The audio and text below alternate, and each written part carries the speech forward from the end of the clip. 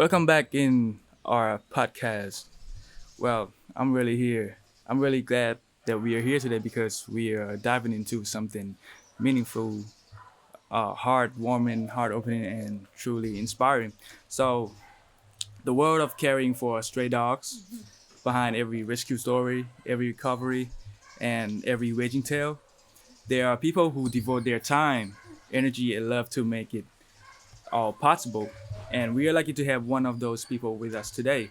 Joining us is Melanie, a dedicated caretaker from Safe Souls Foundation. She works hands on with the dogs every day with her team, from early morning feedings to late night check ins, and from helping new rescues, at just to watching them grow strong, heal, and eventually find their, you know, forever homes. She's seen the toughest moments and the most beautiful ones, and she brings a perspective that most of us never get it to witness up close. Today, she is here to share what life inside a dog shelter really looks like, the journeys of the dogs she's cared for, the challenges her team faces, and what all of us can do to make a difference. Melanie, welcome to our podcast. Yeah, thank you very much for the wonderful introduction. And I have to say, I'm very happy that you chose Safe Souls Foundation to come here. And also, in general, the whole subject itself, animal welfare, is greatly appreciated to talk about this subject as well. Right. So, before we get into the heavy stuff, Melanie, how are you doing today? I heard that morning shift can be already pretty busy, right? Yes, I'm doing fine. Thank you very much for asking. It's always nice to start with that. The morning shifts, yes. So I'm here the manager at the foundation, Safe Souls Foundation, and I work together with a very small dedicated team. And it's taking care of the dogs from the morning until the evening, or almost until the evening. And the morning shifts, I get to start a little bit about it. The morning shift is really the routine of cleaning up everything, checking the dogs, feeding time, etc.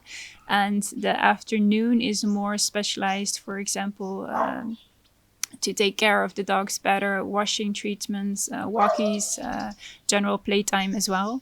But I can say we are such a small team, and the foundation is quite big, so it really is hands on. So any help is always very appreciated as well. Right. I can imagine. Did you have any memorable moments with the dogs today before getting to our podcast?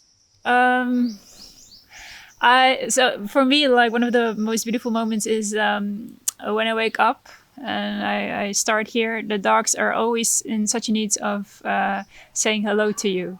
They're like almost eager to come to you for a cuddle, for a hug, etc. I almost trip over the dogs as well because they want to jump up over you, and Yeah. I'm just. I say that I'm walking first, for example, to have a cup of coffee, but they're so eager to give you so much love. So this is actually one of the best ways to start the day as well. Yeah, that's adorable. I Yeah. swear the dogs like they always have a way to start the day right? Yeah. So that's your favorite part of the morning. This is my favorite part of the morning. They're happy greetings, and the dogs are always so happy. Like it doesn't matter like how you say this, what happened the day before. They're there to greet you every day again with Yes. their energy and their joy. So I love that. I love that. Yeah, Okay. everyone should have a dog because of this. This Yes. is like the best morning greeting. Oh, I have a lot of dogs at home. I swear. Oh, that's great. I have like 4 dogs. Then you need more. 4 is not a good number. You need 5. I can afford it. No. But I love that. Love that. Okay. Now that we are warmed up and everyone has gotten to know you a little bit, Yeah. and I love to bring our listeners into your everyday world. Melanie, could you please walk us through your typical day? What do the shifts at the shelter looks like? Yeah.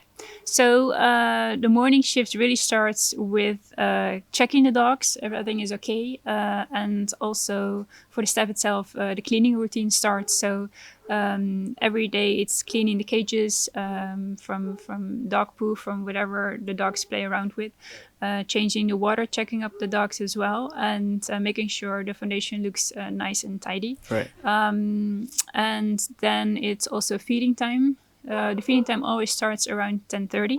So all the dogs already before gets a little bit excited as well. And it mostly fills up already the whole morning routine as well. Nice. You sounds like you spend so much time with the dogs and the team. I do, but there's so much more things that I should also spend my time on. And like I said, I work with a very small, dedicated team, Yeah. and I'm very wonderful their efforts they put into the dog, and also the love they give to the dogs as well, the love for the animals. What kind of bonds form here? What do you mean? Sorry. Like between can be the connections like you to your dogs, the bonds you have with your dogs and your teams and stuff. I try to give a very nurturing bond, so both for the volunteers, both for the staff, and both for the dogs as well. Right. And I believe a little bit what you give to the people, this is also what they give back. They give back to each other. They give back to the animals. They give back also in general life. So it's a very, I would say, very warm, relaxed bond. A little bit of joking here and there as well, because working in animal welfare can be quite, also I would say, emotionally demanding as well. Like it. Some days are very easygoing. Some days which you come across are quite hard on the heart as well. Right. And in the end of the day, it's good to have a good reflection about everything, and that you can put things in perspective as well. Right. Are there any moments or stories from other volunteers that stuck with you?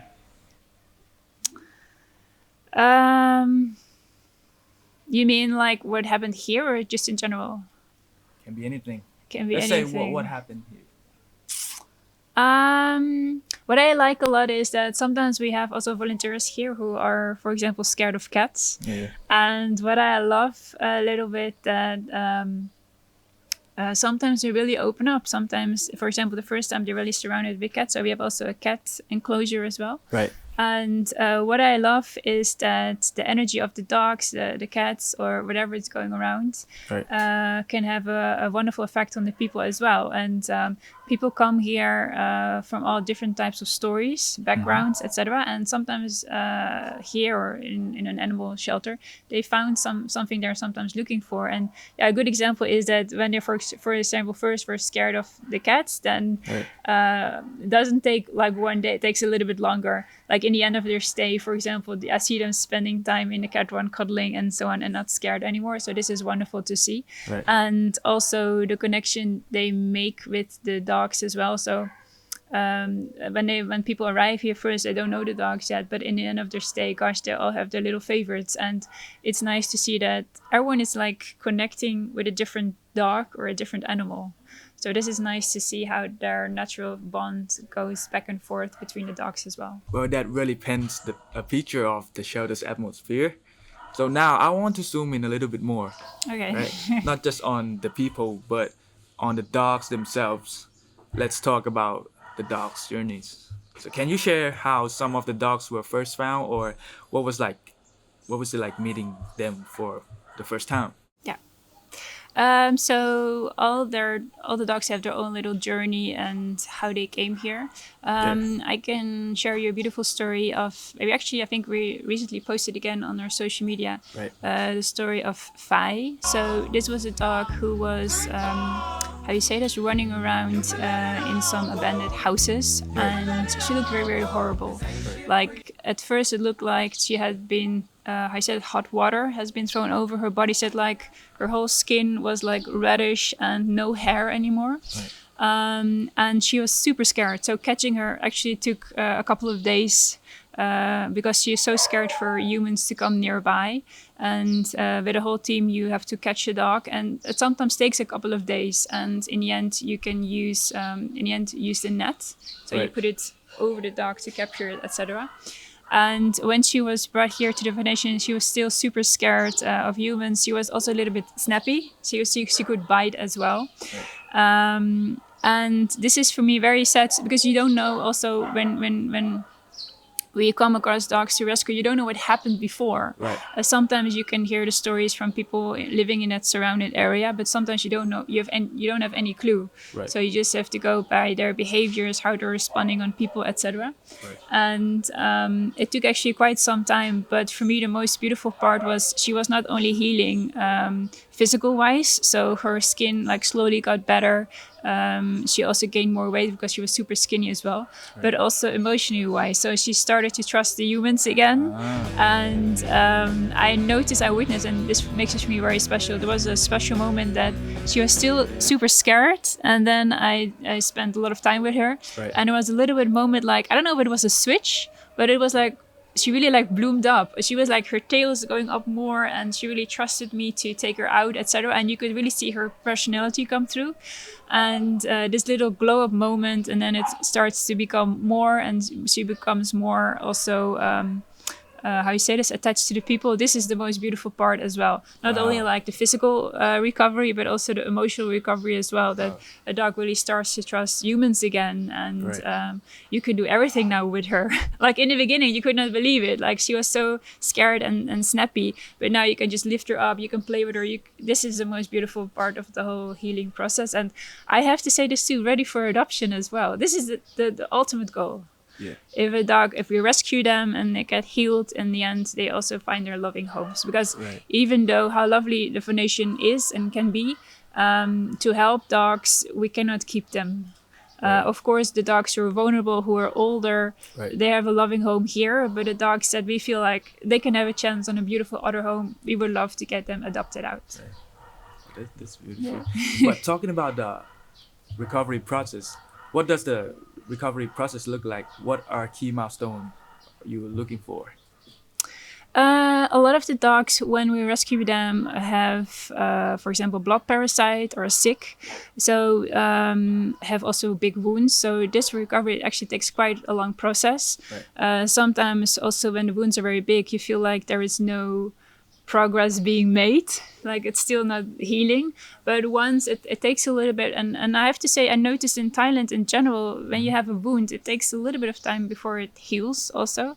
But once it started, then it goes quickly. But the recovery process really takes some time, and the dogs also need special food, special medication.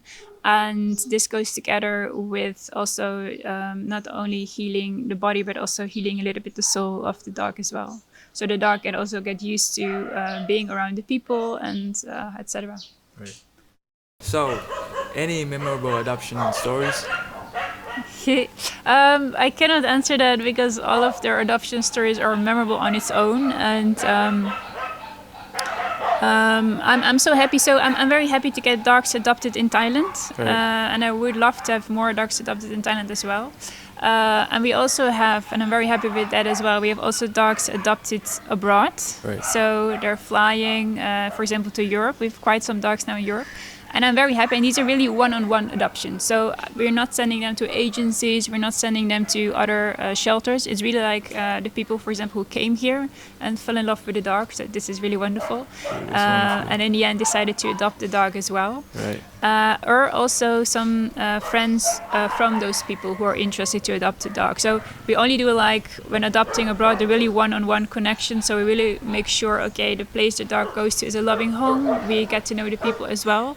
And no in-between parties, because we don't want the dogs to maybe end up in another shelter. Then we prefer to have the dogs stay here. And memorable ones, yeah, gosh, they're all special to me. So I cannot select and choose. I can imagine. So many dogs here too. Yeah. Well, those stories are incredibly powerful. But many stories, I would love to share that, and I would love to share more stories. That would be the best goal for it. If you want to hear more stories, please come here. Please come here and adopt a dog. Please come here. You will see all the wonderful stories. Well, it's clear how much goes into helping each dog heal, but behind those heartwarming moments, I know there are, also real challenges that you and your team face, and coming with running a shelter. Let's talk about the less visible side of the work, the hurdles, the responsibilities, and the realities that people don't often see. So I got questions for you. First question, what are some surprising realities about running a shelter that people might not know?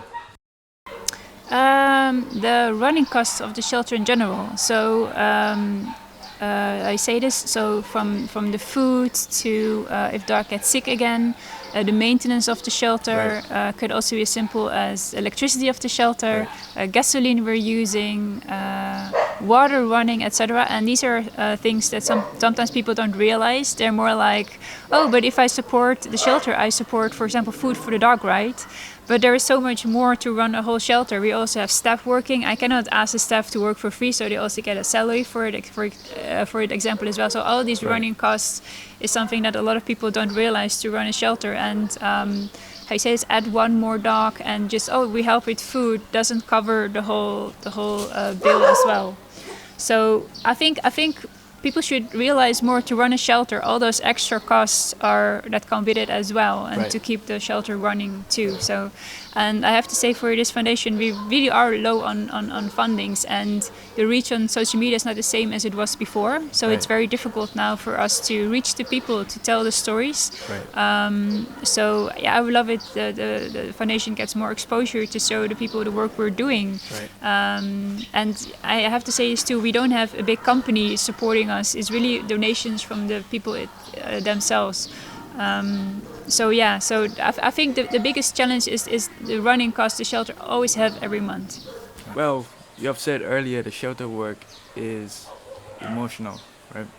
How do you support your volunteers' mental health or even your own? Okay, this is a very good question, and also an important question when working with animals in general as well. Because I feel a little bit if you feel fine with yourself, then you can also give the love to the animals too. So we also, the people come here, the volunteers, and also the people who come here for donations, they all have the different backgrounds. And what we try is really like a very nurturing environment. Also, for example, for the volunteers who come here, everyone is different and everyone is unique, and we always try to create an atmosphere that it's okay to be yourself.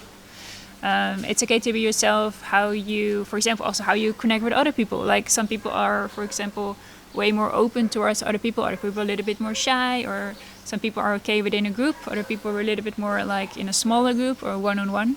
And for us, it's all fine. How you say this?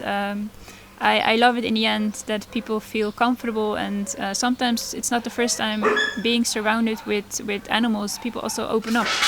I had this too when I had a wonderful visitor coming here, and he was spending time with the cats, and it opened up his own story of where he was struggling with, and finding this that, for example, being surrounded with animals, that it brings it up something that he feels like at that moment he needed to share, open up with. I think it's only wonderful, and I love it. I'm a big fan of how animals can support the people as well. Also in animal welfare, but also in human welfare too. So I love it. I see this now more and more also like in hospitals. Dogs and cats are being brought there as well. Also, for example, children who have cancer, who stay in the hospital for a very long time. You see that too, like emotional support dogs are coming there. And I have to say, I love it that I hope one day it could also be shelter animals doing this too. And I see this already starting a little bit, but the connections and the dogs animals can make with the people, and also the people coming here. I love it that it is like a very nurturing environment for the people, and that they maybe sometimes find something that they're looking for. And I always say to everyone, there are no silly questions. You can ask everything, and to make sure you feel comfortable. All right. So, with everything you have shared with us, it's easy to see how complex and demanding this work can be.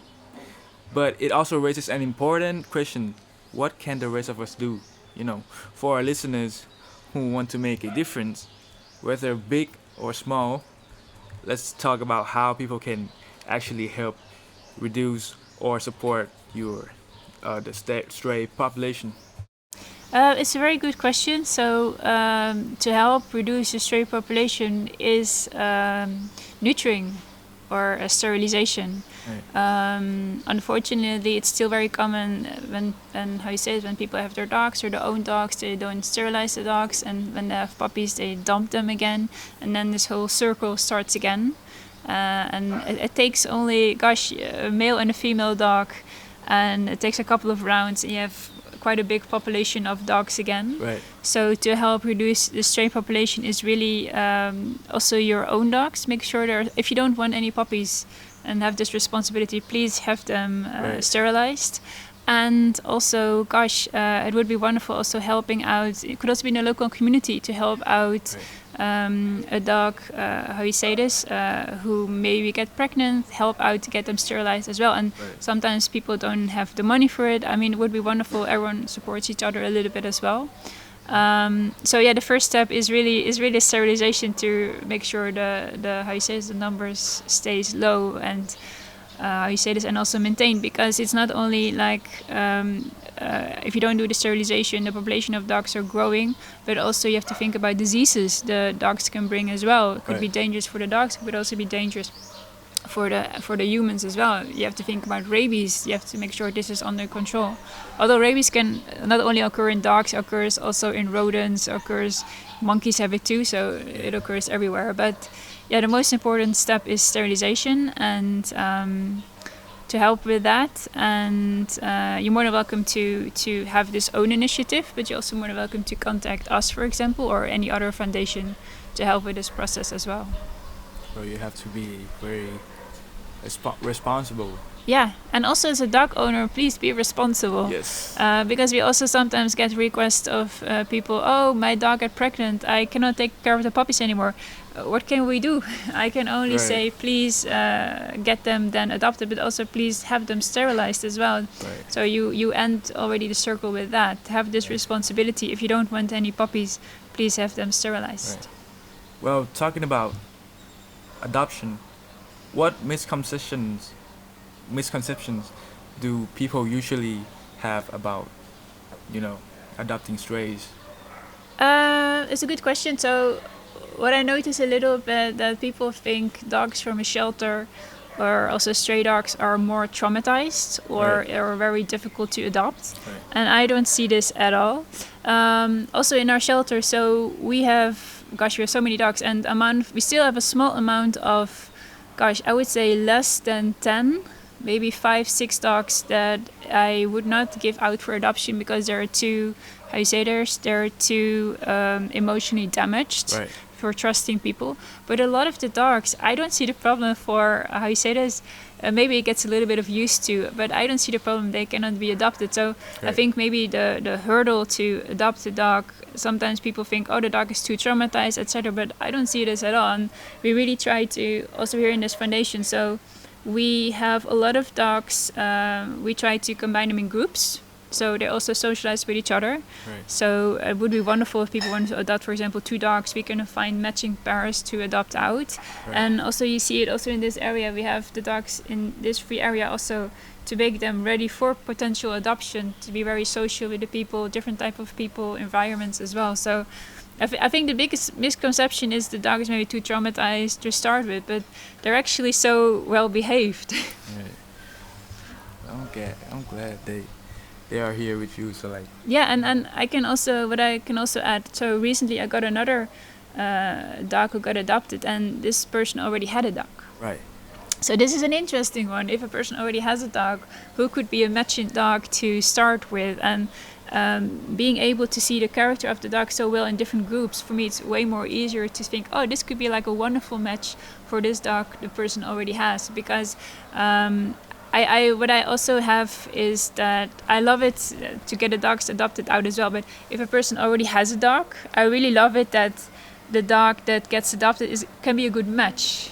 Right. Because it sometimes happens if you already have a dog and then you have a second dog, and then the first dog is not feeling the same anymore, or the other dog is maybe too dominant. So I try to also, when a person already has a dog, to find like a suitable match for each other. So it can be like a friendship is a big word, but it could be a friendship between the dogs as well.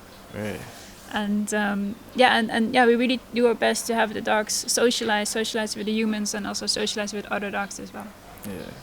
Also between humans and dogs. Also between humans and dogs, yes. All right. Thank you for sharing all that, Melanie. It really shows how every person, whether a volunteer or a adopter or advocate, can play a part. As we wrap up today's episode, I want to leave our listeners with you know, a few reflections from Melanie. Do you have anything to say to our listener?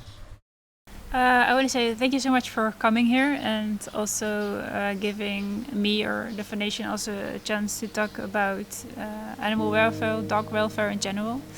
What I do want to say is like this is for in general also not only for Saved Souls.